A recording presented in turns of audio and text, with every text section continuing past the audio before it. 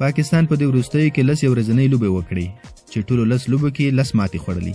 4 لوبې سر په سر انګلند ته، 15 لوبې سر په سر استرالیا ته او یو لوبه افریقا ته بایللې چې ټول ټال سر په سر پاکستان 10 ماتې خوړلې.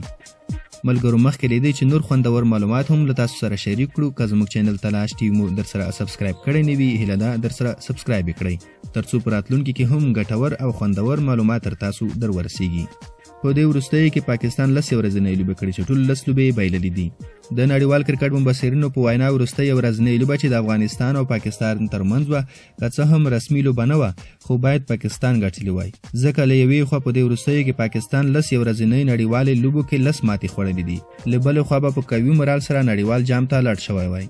د افغانستان لخوا که څه هم په ډګر ساتنه کې تېروتنې وشوې خو افغان اتلانو بهترینه توپچونه وکړه چې پاکستان یې د 222 منډو پورې رایسار کړ. د پاکستان لخوا یوازې ببر اعظم و چې 112 منډې وکړې. کله چې د افغان اتلانو توپوهانې پړاو پیل شو، شهزاد محمدي او حضرت زازي په زړه پورې پیل وکړ. د مبصرینو په وینا د لوبې واک په پوره معنی له افغانستان سره و او د لوبې بڼه حضرت زازي د شاهین افریدي په هغه اور کې بدله کړه چې په یو اور کې 15 ورځې پکې راغلي. د افغان اتلانو لخوا ډېرې منډې حشمت الله شهیدي وکړې چې په 80 منډو نسوځېدلی د لوبې تر پایه ودرېد.